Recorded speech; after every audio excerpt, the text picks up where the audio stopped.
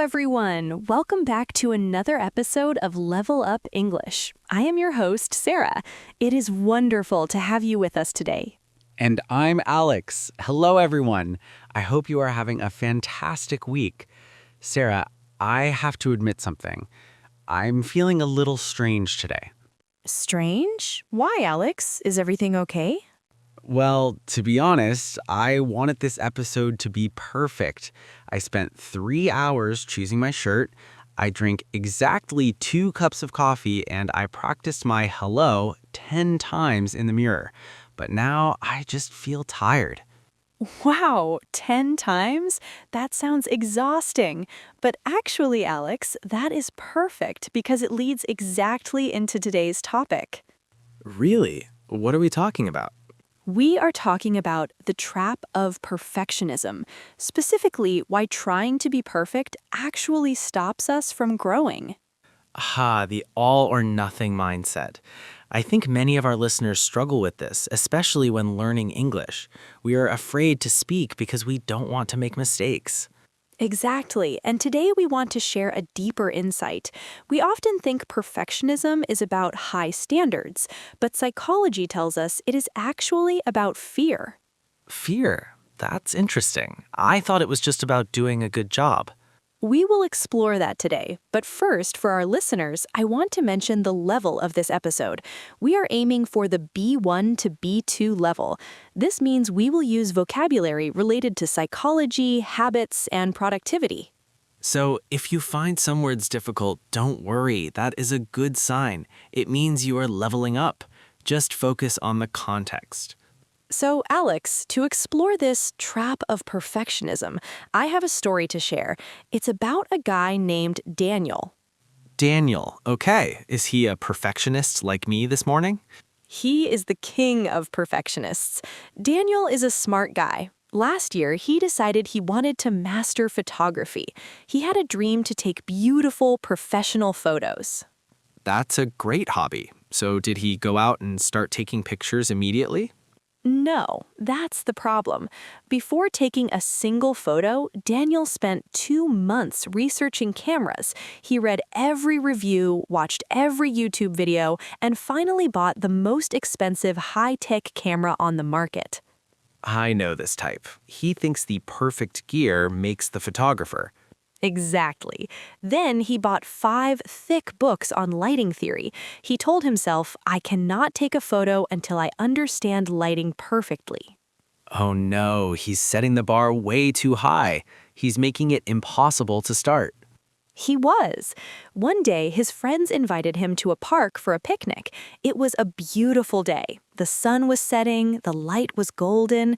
His friends shouted, Daniel, bring your camera, take some photos of us. This was his moment, the perfect opportunity. You would think so, but Daniel panicked. He thought, I haven't finished chapter 3 of my lighting book yet.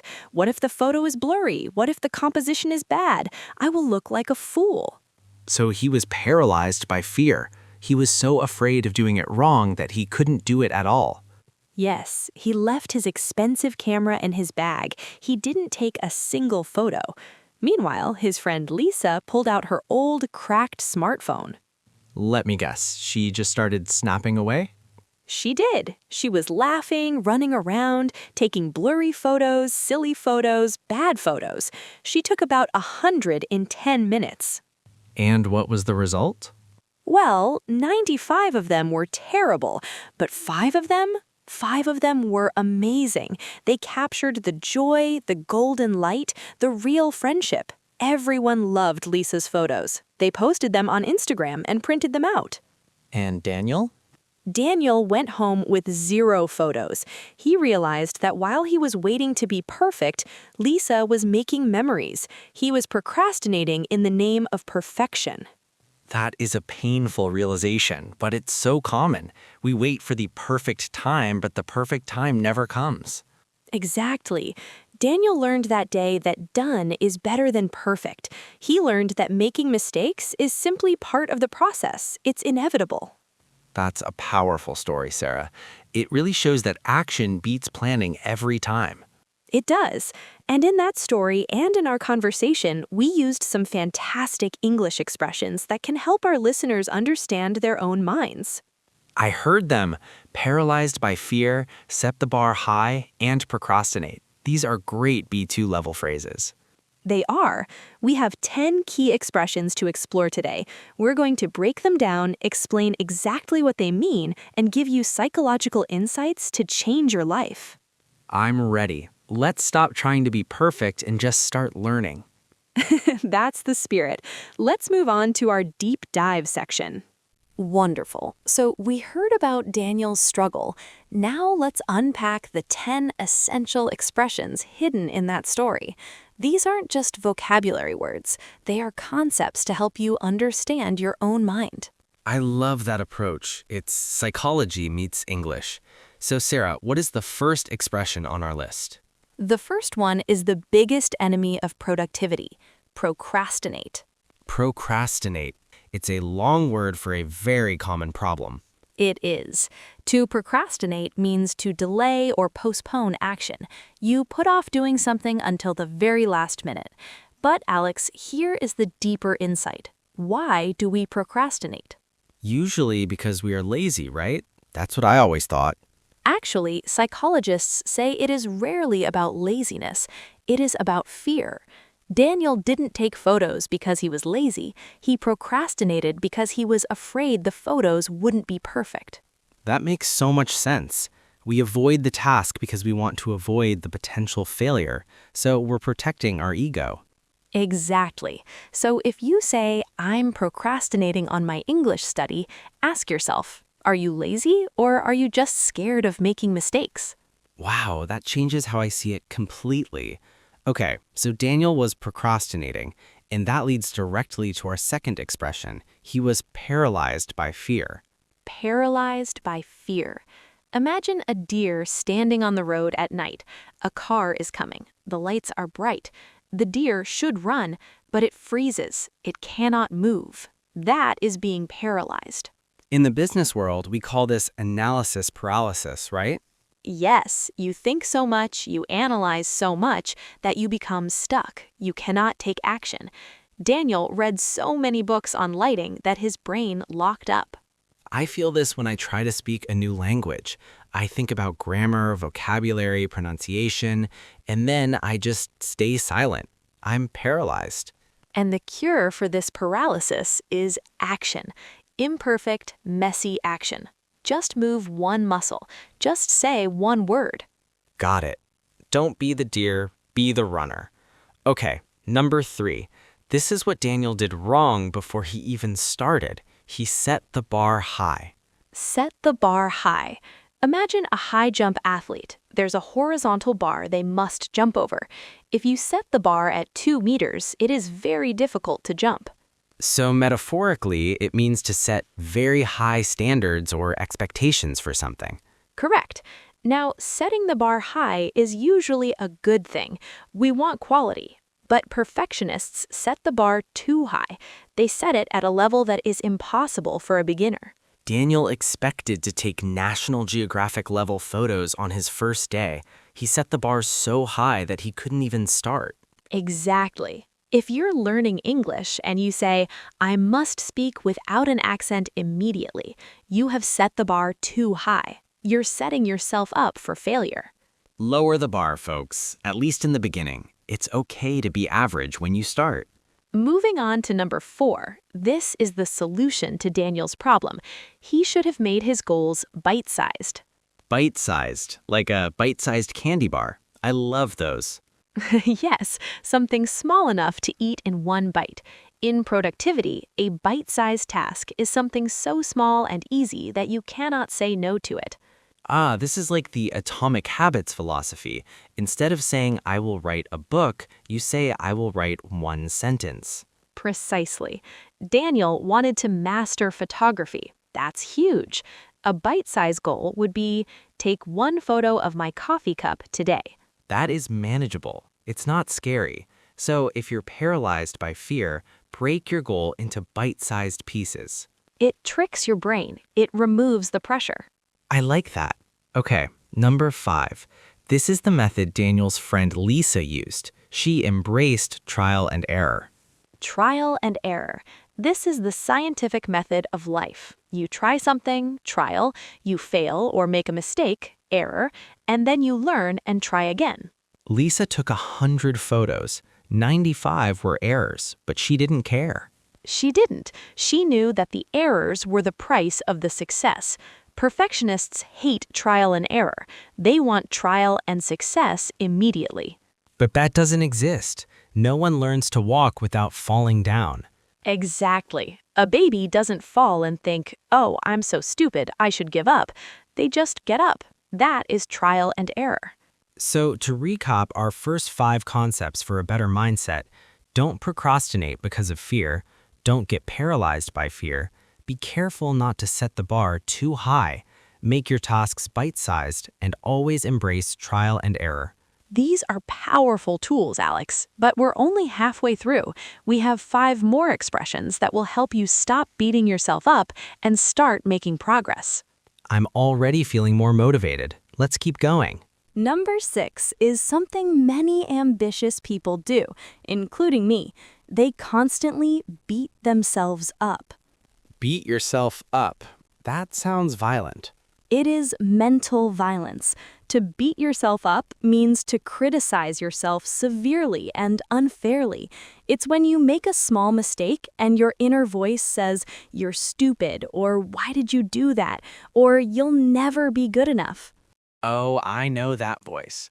If I miss a workout or forget a word in French, I think, Alex, you are so lazy. What is wrong with you? That is beating yourself up. And here's the insight: it doesn't help you improve. Psychology shows that self-criticism actually kills motivation. It increases stress and makes you want to quit. So being mean to myself actually makes me perform worse? Yes, instead of beating yourself up, try self-compassion. Treat yourself like you would treat a best friend. You wouldn't call your friend stupid for making a mistake, right? Never. I would say, it's okay, try again. I need to say that to myself. Exactly. Now, moving to number 7, this is for when you're hesitating at the starting line. Sometimes you just need to take the plunge. Take the plunge. Imagine standing on the edge of a high diving board at a swimming pool. The water looks cold and far away. You're scared. You wait and wait, but finally you jump. You take the plunge. Precisely. It means to decide to do something difficult or risky after hesitating. Daniel was hesitating with his camera. He needed to just take the plunge and press the shutter button. In life, taking the plunge could be quitting a job you hate, moving to a new country, or even speaking English to a stranger for the first time. Yes, the insight here is that you'll never feel 100% ready. If you wait until you're ready, you'll wait forever. You have to take the plunge before you're ready. That's scary but exciting. Just jump and trust that you will learn how to swim. Exactly. And that leads perfectly to number 8. This is my favorite mantra for today: progress over perfection. Progress over perfection. This is the golden rule. Perfection is a destination that doesn't exist. It's a mirage, but progress is real. It simply means moving forward, one small step at a time. Perfectionism says if it's not an A+, it's a failure. Progress says, yesterday I knew 10 words, today I know 11 words. That's a victory. Yes, focusing on progress rewards you for effort. Focusing on perfection punishes you for being human. So if I record this podcast and stumble on one word, a perfectionist would delete the whole thing. But if I choose progress, I just keep going and improve next time. Exactly. Consistency beats intensity. Choosing progress keeps you in the game. Choosing perfection usually makes you quit. Choosing progress over perfection. I'm going to write that on my mirror. Please do. Now, Alex, we have 2 more expressions left, and they're perhaps the most comforting ones. I can't wait to hear them. Let's move to the final part of our deep dive. We are at the finish line. Number 9. To cure perfectionism, we must accept that mistakes are inevitable. Inevitable. It is a strong word. It means certain to happen, unavoidable. Exactly, like the sun rising in the east or the rain falling. It is natural law. So if I start learning a new skill, making mistakes is inevitable. Yes, you cannot avoid them. Daniel was trying to avoid the unavoidable. That is why he was stressed. That is liberating. If mistakes are inevitable, I shouldn't fear them. I should expect them. Correct. When you make a mistake, don't be shocked. Just say, there's the inevitable mistake. Hello, mistake. What can you teach me? And then move on. That is such a healthy attitude. Finally, number 10. Because life is hard and we are trying our best, we need to cut ourselves some slack. Cut yourself some slack. This idiom originally comes from loosening a tight rope. It means to be less critical of yourself, to give yourself a break. It sounds like forgiveness. It is. If you are tired, if you had a bad day, if you didn't study English perfectly today, cut yourself some slack. Don't be a tyrant to yourself. We need to be our own best supporters, not our own worst bosses. Perfectly said. Taking a deep breath. Wow, Sarah, I feel lighter just talking about this. Me too. Now let's solidify these powerful mindsets with our shadowing practice. Listeners, this is your turn. We will say the expression and a simple definition. Then repeat the sentence after us. Speak loud and proud. Number 1. Procrastinate, to delay doing something. Repeat after me twice. Don't procrastinate on your dreams. Don't procrastinate on your dreams. Start today, not tomorrow. Number 2. Paralyzed by fear, stuck because you are scared. Repeat after me twice. He stood there, paralyzed by fear. He stood there, paralyzed by fear. Just breathe and take one small step. Number 3. Set the bar high, to set high standards. Repeat after me twice. Don't set the bar so high that you cannot jump. Don't set the bar so high that you cannot jump. Start low and raise it later. Number 4. Bite-sized, small and easy to manage. Repeat after me twice. Break your goals into bite-sized pieces. Break your goals into bite-sized pieces. Small steps lead to big wins. Number 5. Trial and error, learning by making mistakes. Repeat after me twice. I learned cooking through trial and error. I learned cooking through trial and error. That is the best way to learn. Number 6. Beat yourself up, to criticize yourself unfairly. Repeat after me twice. Stop beating yourself up over small mistakes.